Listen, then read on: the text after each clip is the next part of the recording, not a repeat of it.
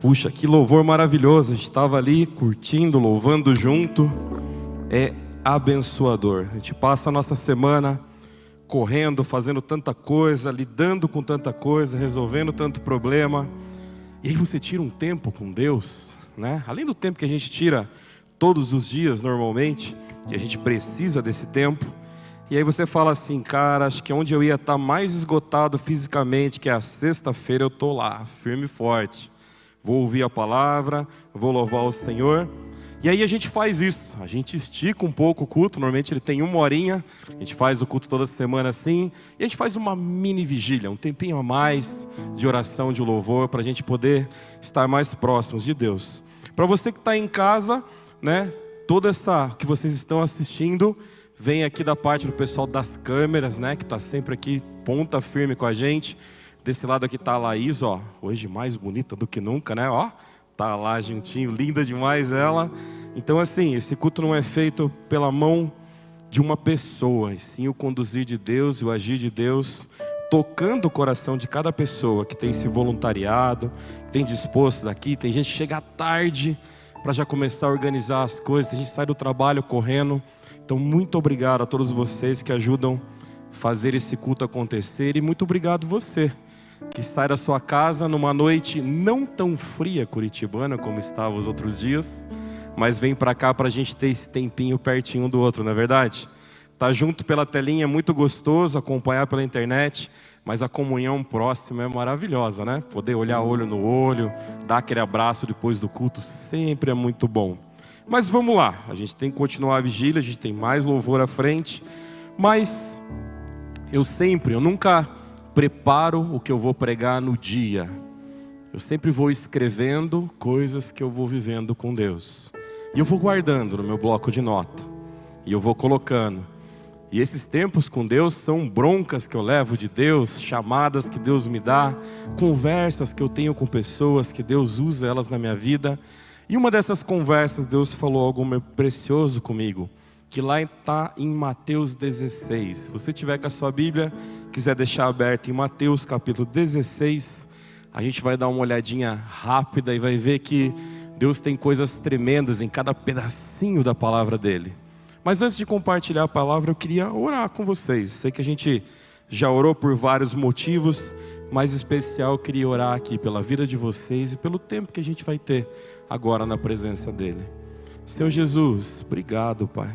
Obrigado por esse tempo maravilhoso e o privilégio, Pai, que o Senhor nos dá de compartilhar a Tua palavra, Pai. É algo precioso, Senhor, pois dividir aquilo que o Senhor fala conosco é uma responsabilidade muito grande, Senhor. Mas Deus, poder falar aquilo que o Senhor moveu o nosso coração é algo muito tremendo. Então traz a Tua paz que excede todo entendimento. Obrigado pelas pessoas nesse lugar, aquelas que estão assistindo, aquelas que vão estar assistindo depois também. Que essa mesma presença esteja sobre a vida dessa pessoa. Se o coração dela estiver apertado, ó Pai, que a presença do Teu Espírito traga calma e sabedoria. E se o coração estiver feliz, ó Pai, redobra essa alegria no coração do meu irmão e da minha irmã, para que essa felicidade possa transbordar ao coração daqueles que necessitam, ó Pai. Fala conosco através da palavra, Senhor. Dirige as palavras aqui, conduz a nossa vida, pois ela está diante das Tuas mãos, ó Pai. No nome de Jesus que oramos. Amém, amém e amém. Sabe, um dos livros que eu gosto muito na Bíblia é Mateus. Todos os livros são interessantíssimos, preciosos. Esses dias eu cantei que ficamos a tarde toda só em Gênesis 6, quase 3 horas ali, indo e voltando e conversando e discutindo, estudando. Então como é gostoso ler a Bíblia. E você fala, puxa, eu queria ter mais tempo para ler a Bíblia. Às vezes eu acordo de madrugada e vou ler a Bíblia. Às vezes eu pego aquele tempo à tarde que todo mundo vai ali tomar um café, assistir uma série, e eu vou ali ler a palavra. Porque eu creio muito que a palavra ela transforma a nossa vida. Eu sei que todos temos dificuldades, temos medos, todos nós temos a nossa ansiedade do coração, mas se tem uma coisa que faz muita diferença na minha vida, é o tempo que às vezes seja um instante pequeno ou longo, eu paro e começo a ler a palavra de Deus. Aqui na minha sala eu tenho uma Bíblia que eu uso muito em cima da minha mesa. Lá em casa eu tenho uma outra que eu uso bastante. Essa daqui é a que eu carrego para todos os lados. No meu carro eu tenho uma pequenininha, desse tamanho assim, que eu ando com ela comigo, que todo mundo pergunta como é que eu consigo ler. E eu não sei também, porque quando eu leio dá para ler, mas tem hora que eu abro e não consigo ver nada nela. E eu chamo que é o meu canivetinho, que fica comigo quando eu vou para a montanha. E sabe, é gostoso esse tempo com a palavra.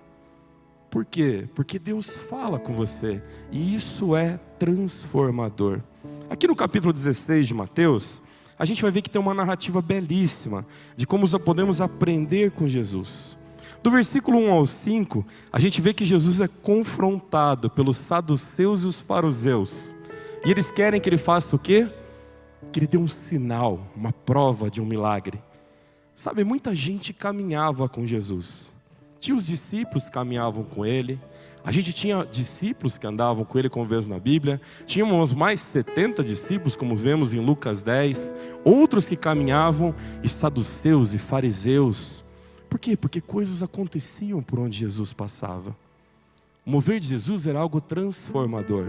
E esse mesmo mover através da palavra acontece na nossa vida. Mas do versículo 1 ao 5, sabe? Jesus é confrontado. Ei, nos mostra algum sinal miraculoso. Sabe como se Jesus fosse aqueles caras que andam pela rua fazendo mágica na frente das pessoas? Era mais ou menos assim. E quem que eram esses caras, esses saduceus e esses fariseus? Eram homens religiosos, tá? Eram duas linhas. Uma linha deles, eles eram mais pela questão teológica, mais pela questão das escrituras que existiam na época, coisas que eram cartas que haviam. Eles se prendiam a essas coisas e usavam muito o quê? O Pentateuco, os primeiros 5 livros da Bíblia. E eles usavam isso como regra de fé, usavam muito forte, tá? Como princípios de aplicação de vida. E dos dois lados, um dos outros grupos ele era um pouco mais político. Então os fariseus e saduceus, eles andavam juntos, mas eles divergiam em muitas coisas. Mas aqui eles se juntaram, sabe para quê? Para bater de frente com Jesus. Ei, Jesus, dá um sinal de um milagre aí para mim. Faz um truquezinho de carta para mim ver. E o que Jesus fala para eles? Jesus fala sobre o céu e os sinais do céu. Se você olhar a vermelhidão do céu no final da tarde, você sabe como vai ser outro dia. Se você olhar amanhã, você sabe como vai ser. Jesus está dizendo para eles assim: vocês sabem o que está escrito, vocês sabem como funciona. Por que vocês estão pedindo coisas que não fazem sentido? E ele fala para eles assim: o único sinal que vocês vão ver é o sinal de Jonas. Qual era o sinal, a lembrança deles sobre Jonas? Era se lembrar de uma marca de um profeta que foi colocado sobre uma missão de transformação. Ele tinha uma missão de levar uma mensagem de Deus a um povo de Nínive, que era conhecido pela sua perversidade. A palavra diz que a maldade havia chegado até Deus, e Jonas é incumbido de estar lá. Então a marca, o sinal de Jonas é o quê? É a missão, a transformação, e principalmente, eles olharem para aquilo e entenderem que a grande marca de Jonas era o arrependimento. Puxa, Jesus era interessante na forma que ele falava, né? Porque ele podia ter dado uma raquetada daquela bem dada, ou ele poderia ter feito qualquer sinal miraculoso. Jesus tinha poder, aqueles homens não tinham. Mas sabe, a gente olha para a palavra e percebe que o poder na mão de uma pessoa pode fazer muito mal. O poder na mão de Jesus era algo transformador. O poder na mão dos homens era complicado. Saduceus e fariseus eram sábios, conhecedores das leis, afrontavam as pessoas, cobravam as pessoas. E nesse trecho do 1 ao 5, é exatamente isso que acontece. E Jesus traz a eles a lembrança que o principal daquela palavra que eles conheciam, que hoje conhecemos como os 5 primeiros livros da Bíblia aqui, também fala sobre arrependimento, também fala sobre transformação. O texto continua. E aí quando ele passa do capítulo 5 ali, sabe o que acontece? Os discípulos estão ali, eles foram para um outro lugar, e aí eles descobrem que eles esqueceram o pão. E eles começam a olhar entre eles e falam: esquecemos o pão, esquecemos o pão. Um deve ter olhado para o outro e falou: cadê o pão? O outro falou: não sei, fulano ia pegar o pão. E naquela época o pão, sabe, era muito usado, e hoje ainda é usado naquela região. Ele é como se fosse o prato principal, é ele que conduz tudo. O que você vai comer, você coloca no pão. O pão é o principal alimento daquela região. E ali, naquela época, o que você podia carregar contigo era o pão. Carregasse um peixe fresco, o que ia acontecer? Ia estragar. Carregasse uma fruta, ia durar algum tempo. Mas carregasse um pão, você tinha uma certa mobilidade com esse pão, do que fazer, como comer e para que usar. E pensa, por ser um carboidrato, né, era aquela, instantaneamente alimentava e fortalecia.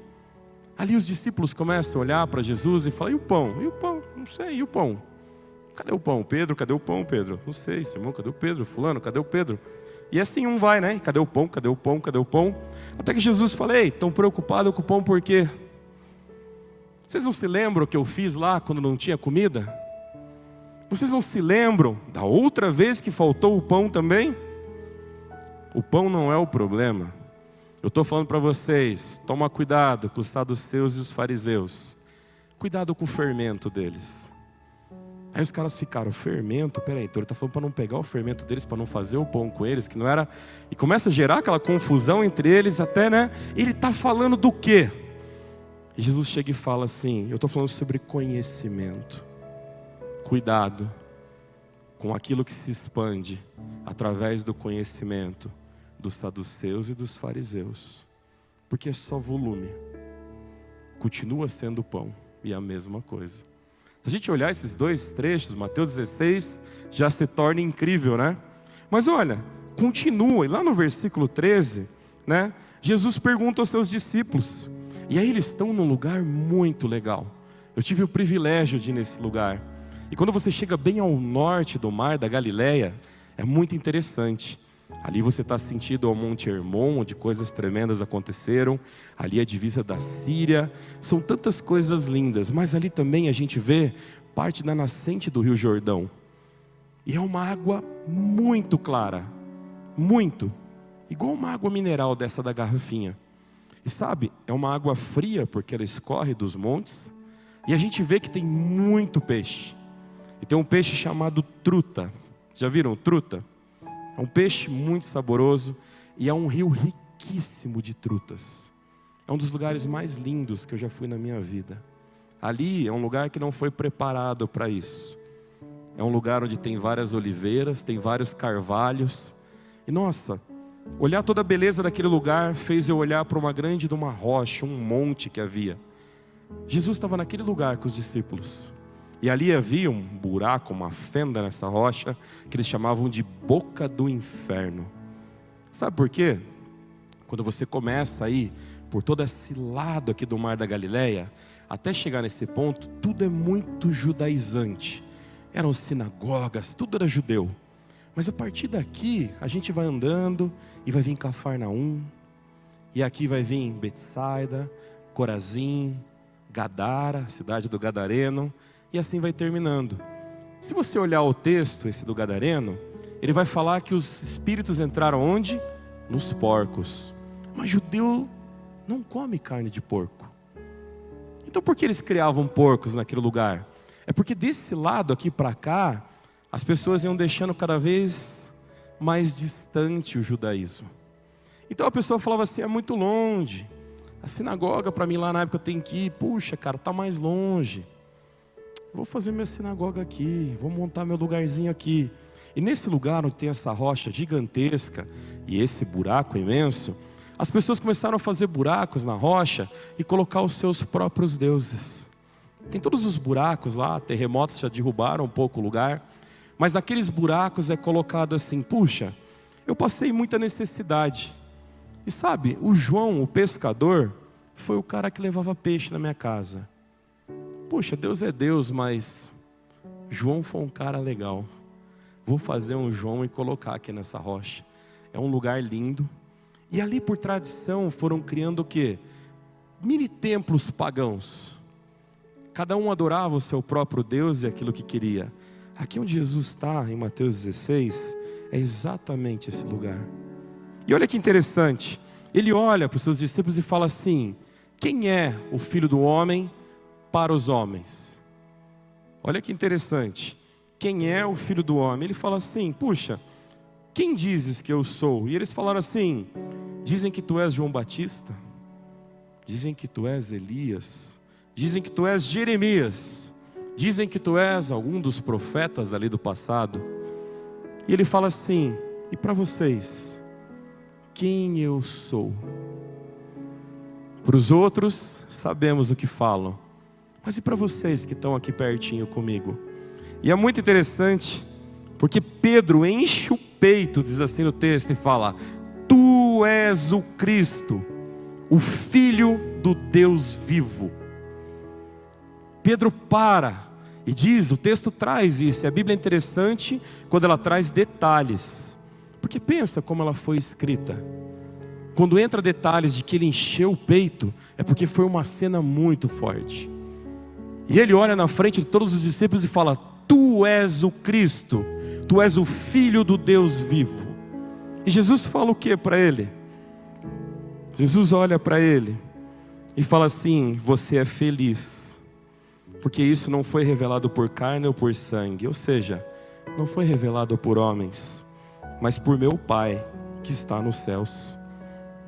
E olha que coisa legal, nesse lugar que eu estou te falando, existe aquela rocha enorme lá atrás, e Jesus fala assim, e lhe digo mais, eles estão próximos ao extremo, não, perdão, e ele diz assim, e eu te digo mais, sobre ti edificarei a minha igreja, sobre esta rocha edificarei a minha igreja, e as portas do inferno não prevalecerão sobre ela. Quer dizer que aquele lugar que era templos pagãos, ele disse, até aqui, aquilo que eu vou fazer através de ti, vai muito além desse lugar. Hoje você vai lá, não tem mais templo, não tem mais nada, não é adorado mais nada, é um lugar histórico. A fenda da boca do inferno está lá. A rocha, gigantescamente naquele lugar. E aí você olha uma segunda parte, onde Jesus olha para Pedro e diz assim, e tudo aquilo que for ligado nos céus e for ligado na terra, é você, cara. Porque as chaves do céu vão estar contigo. Cara, quem és tu? Tu és o Filho do Deus vivo. Pedro enche o peito e fala isso para ele. E aí esse Filho do Deus vivo diz assim, cara, é sobre você, é sobre essa rocha que vai ser edificado tudo aquilo que vai acontecer depois que eu for. Você vai ter a chave do céu. É você, Pedro. É você, quando tocar o interfone do céu, você que vai falar quem é. E sabe? E olha para ele e fala assim, o que for ligado lá e ligado aqui, ou desligado lá e desligado aqui, é contigo. Olha que interessante esse texto, porque você fala assim, cara, Pedro deve ter ficado em êxtase, porque o lugar é maravilhoso, naturalmente como ele é. Aquilo que existe lá é tremendo. Pedro, a gente sabe que ele é o espírito mais altivo ali, né, de todos os discípulos, né? Ele é o mais intenso de todos eles. E eu imagino que de todos eles, ele era o cara que mandava. Ele era o cara que, e aí, cadê o pão? Fulano, cadê o pão? Não quero saber. O homem pediu o pão, ele devia ser aquele cara mais bocudo, né? Pelo que a gente vê ali. Mas sabe o que acontece? No versículo 20, Jesus para. E ele fala assim, quando a gente voltar, um pouquinho antes do 20, eu vou precisar voltar para Jerusalém. E sabe, não vai ser legal voltar para lá. Porque quando eu chegar lá, coisas ruins vão acontecer.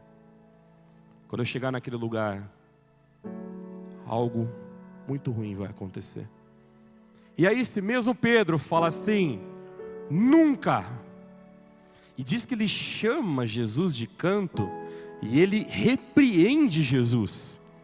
Olha como Pedro era um cara, né? Cara, Jesus tinha falado algo tremendo para ele, tinha falado algo maravilhoso, tinha movido, ele fala, só que ó, tá vendo esse lugar lindo aqui? Agora a gente vai embora. Aqui terminou a missão, precisamos ir para outro lugar. E cara, não vai ser legal o que vai acontecer lá. E Pedro fala, jamais. Ei, eu tô aqui. Não vai acontecer. E sabe o que Jesus fala para ele? A aparta-te de mim, Satanás. Jesus chama ele de pedra de tropeço. Mas peraí, Pedro não era a pedra que ia edificar a igreja?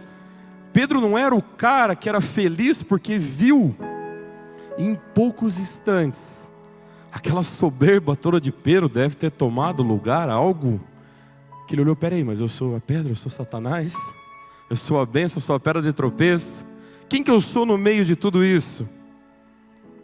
Puxa vida, Jesus termina falando para ele assim, você não pensa nas coisas de Deus, mas você só pensa nas coisas dos homens. Peraí, cara, é o mesmo Pedro, estamos falando do mesmo Pedro, será que é outro Pedro? Será que a gente leu o texto errado?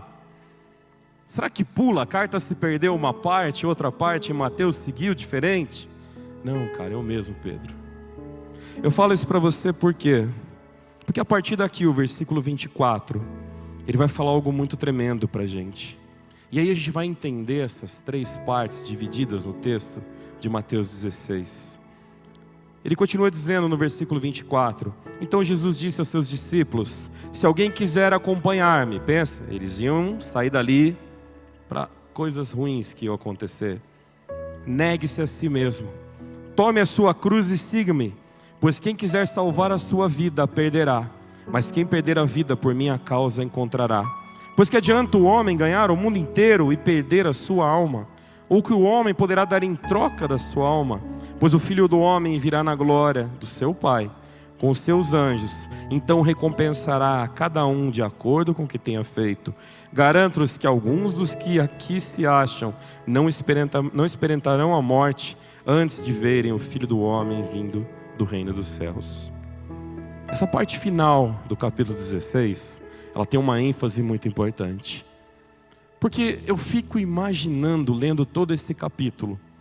Primeira coisa que eu paro para pensar, imagina lá, os saduceus e os fariseus, cheios do seu ego, cheio do seu conhecimento, com as suas linhas definidas sobre o que salvava, o que não salvava, o que podia ou não podia, quantos passos eu podia dar, que tipo de água eu tinha que usar, qual o tipo do pão que eu tinha que comer.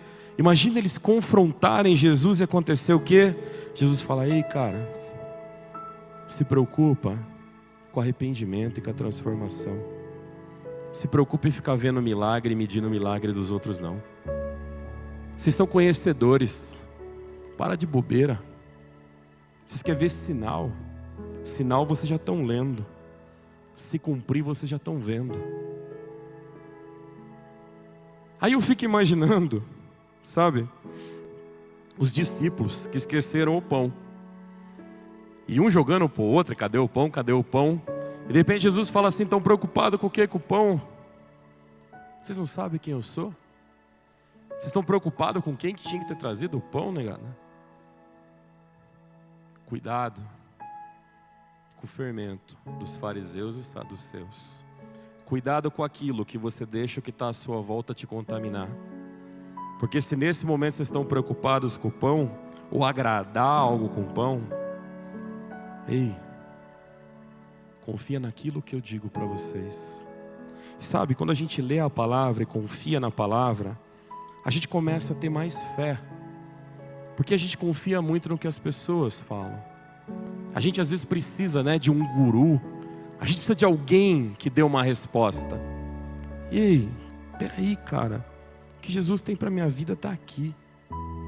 Quanto mais a gente se afasta da palavra, mais o nosso ego se enche. Ou será que é quanto mais o nosso ego se enche, que mais a gente se afasta? A gente vive um período de tantas brigas, de tantas discussões na internet. É tanto direito disso, direito daquilo. Porque eu falei o certo, você falou errado. Você me ofendeu, mas você me tirou para isso. Você fez aquilo. Que começa a dar angústia no coração da gente, não é verdade? A gente começa a ficar triste com as brigas que estão acontecendo que não fazem parte da nossa casa. Elas são tão intensas, elas são tão fortes, que assim como os saduceus e fariseus, alguns, o cunho religioso e o político se fundiam. E a gente começa a deixar aquilo que é político se misturar com aquilo que é o reino de Deus na nossa vida. Quando Jesus nos ensina a oração do Pai Nosso, Ele fala: Pai Nosso que estás no céu, santificado seja o teu nome, não é verdade? O que Ele fala? Venha a nós o teu reino, seja feita a tua vontade. Ou Ele diz: venha a mim aquilo que eu quero, que seja feita a minha vontade. Toda vez que a gente se afasta da palavra, sabe, ela começa a se tornar fria no coração. E mesmo que você seja aquele cara de decorar versículozinho para jogar na cara dos outros, pior que isso, essa palavra começa a se tornar ineficiente na tua vida. E aí, lá no começo de Mateus 16, onde Jesus olha para os fariseus e para os saduceus e fala assim: você precisa ser transformado, cara. A gente vive um tempo que a gente coloca desculpa nos nossos medos e dificuldades. E a gente começa a definir que nada deu certo por culpa de alguém. A gente precisa dar forma em alguém. Então, se eu tenho alguma dificuldade, o que eu faço? É culpa sua. Se eu não tenho capacidade de correr atrás do que eu precisaria, a culpa é sua. Se eu deixei desmoronar aquilo que eu tinha que cuidar, mas a culpa é sua. Sabe igual os discípulos começam a fazer com o pão? Quem trouxe o pão, quem trouxe o pão? E aí, cadê o pão? O ego, ele faz isso. Ele faz a gente ficar caçando culpados aonde a gente precisa ser transformado. A gente começa a caçar coisas. A gente começa, sabe? Primeira coisa, você se afasta da palavra. Bíblia não faz mais diferença para você. E aí você foi para a Bíblia de celular. E a Bíblia de celular já não faz mais diferença também. E aí você vai esfriando, cara. E você vai perdendo o foco. E você começa a olhar para o eu sei. É assim que funciona, é assim que faz, é assim que move. E você começa a esquecer das pessoas. E de repente você ouve uma palavra que alguém disse, não Deus disse. Que você vai ser um cara abençoado. É gostoso ouvir isso, né? Quando a gente chega para você e fala: cara, Deus vai fazer uma grande obra na tua vida. O que seu coração faz? Teu peito se enche. Mas e quando chega alguém e fala: ei, cala a sua boca. Deus mandou você ficar quieto. Para de falar besteira. Olha para a tua vida, olha o que você faz, olha quem você é. Quando chega essa pessoa que Deus mandou, você fala: aparta de mim, Satanás. A maioria das vezes é assim. As palavras transformadoras, elas são palavras amáveis e são palavras difíceis. Mas a gente só gosta daquilo que é doce, que é agradável. Porque lógico, aquilo que é duro dói. Crescer dói. Fisiologicamente, biologicamente, você crescer vai trazer dor nas suas pernas. Crescer dói o bolso, tuas roupas ficam pequenas. Crescer dói porque as contas passam a ser suas e não mais quem cuida de você. E aí a gente começa a criar um monte de coisa aqui. Mas crescer é bom. Crescer amadurece. Você começa a criar um legado. E ali Pedro começa a olhar e falar assim: peraí, eu vou cuidar do céu, cara. Eu vou abrir a porta, eu vou estar lá na frente. Eu vou fazer essas coisas tremendas diante de Deus. Cara, valeu a pena eu ser esse cara xarope. E de repente, no momento que Jesus fala: ei, não vai dar muito certo as coisas. Daqui para frente desse lugar lindo, o bicho vai pegar. Daqui para frente, esquecer o pão é o menor dos problemas. Eu vou ser perseguido, eu vou ser caçado e eu vou ser morto. Não falem isso para ninguém. Pedro levanta e fala: ei, não vai acontecer não, cara. Tô aqui, bicho. Sou Pedro. Faixa preta de jiu-jitsu, faixa preta de muay thai. Sou Pedrão da capoeira. Só tocar um birimbau derruba todo mundo. Lógico que ele não fez isso. Estou só tentando gravar isso na mente de vocês. Mas sabe, naquele momento, talvez ele olhasse e falasse: Pedro, você é o único que eu confio. Mas Jesus olha e fala: aparta-te de mim, Satanás. Você é pedra de tropeço. A sua cabeça está nas coisas dos homens. A sua cabeça não está nas coisas de Deus. Sempre que eu preciso pregar algo, como eu falei, eu fico muito tempo sobre aquele tema e fico orando. E Deus, E eu uso muito as minhas ilustrações, as semanas, as coisas que eu vou vivendo, os treinos, o que eu vou passando. E como Deus vai falando através das pessoas e na palavra. Nas pessoas e na palavra. Nas pessoas e na palavra. Quando você ouve das pessoas, o teu ego balança. Mas quando você ouve na palavra, aquilo te transforma. Quando você ouve na palavra e fala: Senhor, é isso que você tem para mim? É isso que você quer para mim? E Deus te responde de novo. E aí talvez você fica assim e fala para alguém assim: ora por mim aí, que Deus está falando uns negócios na palavra aqui. Eu não sei, Deus falou para mim sair de onde eu estou e ir embora para outro lugar, como Deus falou com o Everton. E você fala: eu não sei, eu estou numa área ministerial e Deus mandou eu fazer outra coisa. Eu não sei, eu estou no meu trabalho e eu entendi que Deus mandou eu me mudar de emprego. Sabe, são palavras que vão mexer com o teu coração. E se você não estiver firme, o teu ego vai derrubar a tua vida. Porque aquilo onde você anda influencia você. Aquilo que você ouve influencia você. Então deixa-se influenciar por aquilo que Jesus tem para você.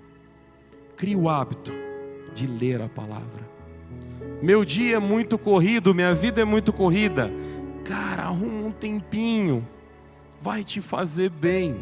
Eu falo para você, a sua angústia vai mudar. O teu coração vai se encher de paz. Os teus medos vão começar a ir embora.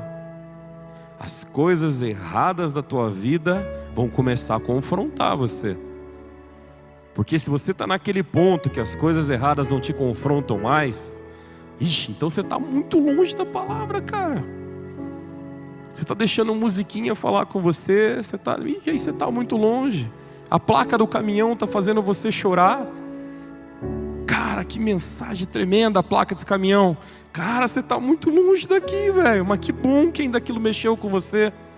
Mas às vezes, o ego é tão grande que a gente começa a olhar para as pessoas à nossa volta.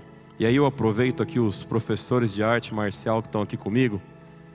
E a gente teve os exames de faixa. A gente sempre tem, né? O Borne está lá, o Sensei puxando, o pessoal junto. E eu acho que toda arte acontece isso, né? A Bárbara também está juntinho lá. E chega o período da faixa, as pessoas começam a se olhar as suas faixas. E começam a questionar a faixa do outro. Acontece com vocês também? Achei que era só no jiu-jitsu, mas é, né? E começa, por que fulano está com tantos graus e eu não estou? Por que fulano trocou de faixa? Né? Por que fulano está assim? Por que eu parei 2 anos de treinar, voltei e o cara está uma faixa para minha frente? Já ouvi isso. E aí ao longo dos anos, há muito tempo, a gente escreve no grupo: cuida da sua faixa. Cuida do seu grau, ou seja, cuida do seu crescimento. Cuida daquilo na tua vida.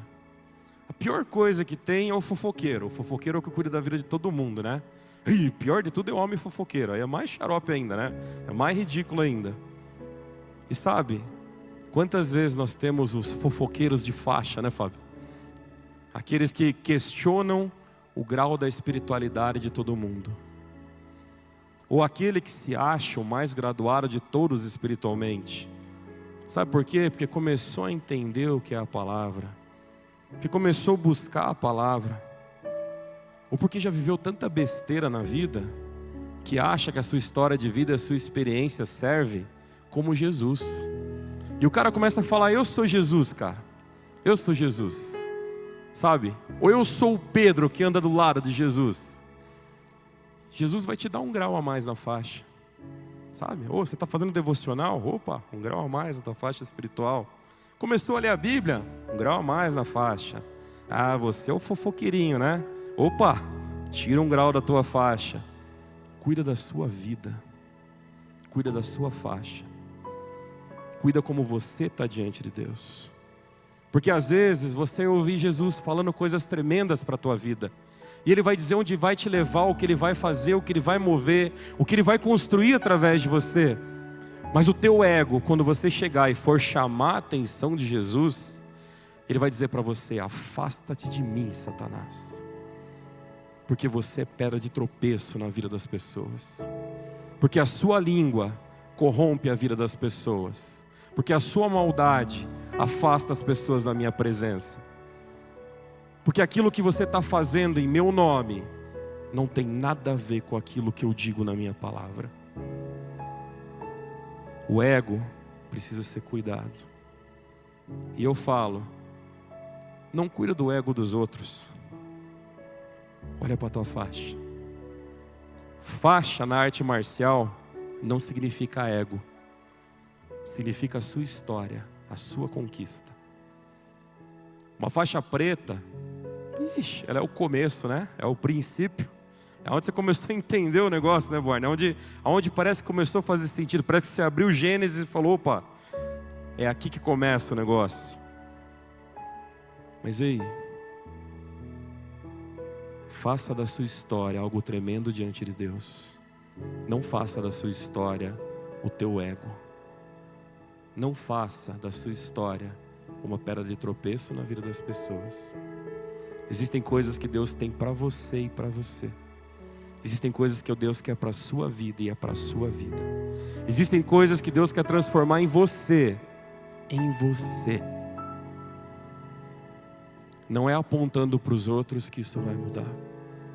Esse texto, ele foi muito forte quando Deus falou comigo. Porque a gente precisa cuidar de muitas coisas. E esse cuidado das coisas que é de Deus traz uma responsabilidade muito grande. Mas sabe, eu não consigo me julgar um faixa preta de Jesus. Ixi, grauzinho na branca, talvez. Porque quanto mais eu leio, quanto mais eu busco, quanto mais eu vou, eu percebo que mais coisas têm que sair de dentro de mim. Quanto mais eu começo a olhar para a palavra e perceber o que ela diz, eu falo, puxa, cara, não é a minha estima, não é a minha pessoa, é o meu caráter que precisa mudar. É quem eu sou diante dele. Porque diante das pessoas eu posso tentar ser quem eu é. Eu posso ser o cara mais querido do mundo. Ah, cara, mas você é isso mesmo? Diante de Deus você não consegue. Pedro não conseguiu disfarçar diante de Jesus. Saduceus e fariseus não conseguiram disfarçar diante de Jesus. Os apóstolos não tinham como disfarçar diante de Jesus. Mas ao ouvirem o que ele tinha dito, algo foi transformado. Nessa vigília, nessa noite, eu queria que você guardasse isso no teu coração. Cara, não mira aquilo que é para Deus no mundo. Porque essa fala, estava até conversando com meu amigo Luan, uma conversa muito boa essa semana. A gente tende a falar assim, porque se no mundo é assim, por que na igreja não é assim? Culto passado, não os amoldeis ao padrão desse mundo. Romanos 12, 2. Para de mirar no mundo como a igreja tem que ser. Começa a mirar na palavra como você tem que ser. Para de olhar para as coisas do mundo e falar, mas se no mundo é assim, a igreja tinha que ser melhor. Ei, olha para a palavra e fala assim, se lá no mundo é assim, aqui na palavra diz que eu tenho que ser assim. O nosso padrão não está no mundo, nem nas coisas do mundo. O nosso referencial não está no mundo, nem nas coisas do mundo. Nós vivemos no mundo. Mas o Espírito Santo nos diz que nós não somos desse mundo. Enquanto você olhar para o mundo e o teu referencial for o mundo, você está com a cabeça igual o Pedro estava. Mas quando você parar e começar a olhar o referencial de Deus para a tua vida, muita coisa vai mudar no teu coração. E os teus caminhos vão ser muito diferentes. Senhor Jesus, estamos aqui na tua presença, Senhor, nesse tempo abençoado, Deus. E essa palavra, Pai, foi muito forte anos atrás, quando o Senhor falou no meu coração, Senhor. E Deus, desde lá eu tenho buscado experimentar mais da tua palavra, Senhor. Eu tenho buscado olhar mais para aquilo que o Senhor tem para a minha vida.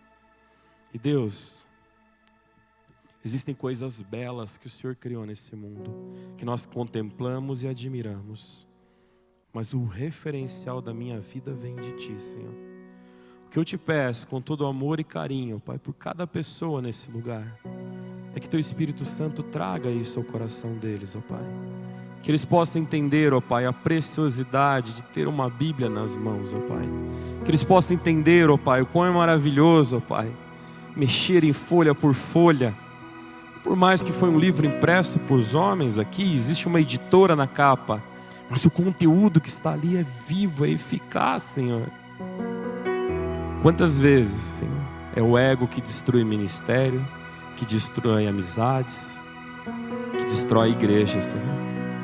Quantas vezes é o ego que divide as pessoas. Quantas vezes é o ego inflado, Senhor, que faz com que achamos que somos dignos ainda mais da Tua presença. Mas todas as vezes que busco na Tua palavra, eu vejo o Teu amor, eu vejo o Teu carinho, eu vejo o Teu perdão. Mas eu vejo, Senhor, que a Tua palavra, ela gera transformação. Ela habita onde está escuro na minha vida, Senhor, e traz luz, Senhor. Ela habita onde está frio e traz calor. Ela leva embora todo o medo, Senhor. Ela leva embora toda a angústia. E ela faz me sentir suficiente na Tua presença, Senhor. Aonde Te buscar, ó Pai, somente a Tua graça nos basta. É isso que eu oro aqui, ó Pai. Fala ao coração dos meus irmãos. Enche o coração deles de amor pela Tua palavra. E Deus, nos leva cada vez mais próximos da Tua vontade. É o que oramos e Te agradecemos aqui, ó Pai, no nome de Jesus. Amém, amém e amém.